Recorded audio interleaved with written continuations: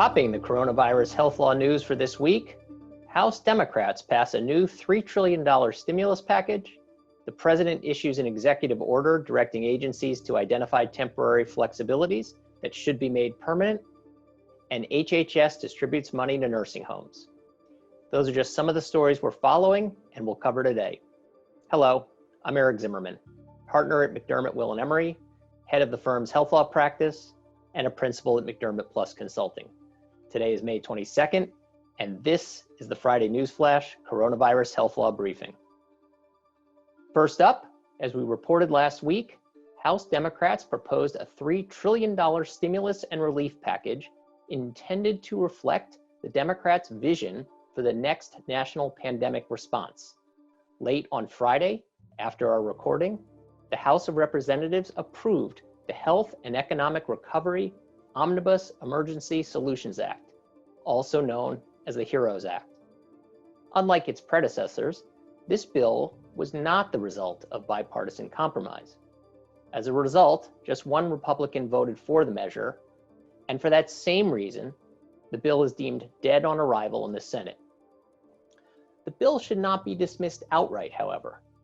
Democrats have a seat at the negotiating table, and not all of the provisions lack bipartisan interest.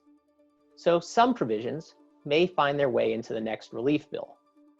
There are a number of notable changes that should be watched by stakeholders, including substantially more definition of how providers would account for losses to recover money from the Provider Relief Fund, and a new definition of eligible provider that could render many providers ineligible for money from the fund. Additionally, HEROES would restart the accelerated and advanced payment programs and respond to healthcare advocates' calls to soften the repayment terms for these loans. But House Democrats are not proposing total loan forgiveness, as some stakeholders have requested. Next up, President Trump issued an executive order on Tuesday directing federal agencies to identify regulations that could be rescinded or temporarily waived to boost job creation and economic growth. President Trump has made regulatory relief a siren call of his presidency, and there are dozens of examples where he has made good on that promise. Federal healthcare agencies have suspended many regulations to facilitate provider response to the pandemic. Now, some in the administration are suggesting that some of these suspended regulations should be eliminated altogether to facilitate the recovery and to further clear out regulations they deem unnecessary. In the coming weeks, federal agencies like CMS are expected to re-examine suspended regulations.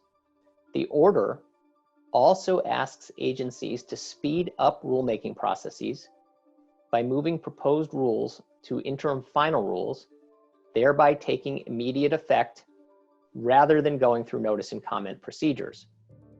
To help you understand and address the myriad of statutory and regulatory changes, particularly in terms of telehealth, McDermott has created an analysis of how these changes could become permanent after the public health emergency has been lifted. This analysis is currently available to clients and will be available to all on our resource center early next week. Next, we return to the Provider Relief Fund. Today, the Department of Health and Human Services announced that it will be distributing nearly $5 billion to skilled nursing facilities across the country. Each skilled nursing facility will receive a fixed distribution of $50,000 plus payments of $2,500 per bed. These targeted allocations are available to all skilled nursing facilities with 6 or more certified beds. As with other funding streams from the Provider Relief Fund, nursing home recipients must agree to comply with future government audit and reporting requirements, and they must attest that they will only use these payments for permissible purposes as set forth in the terms and conditions, which were also posted this morning.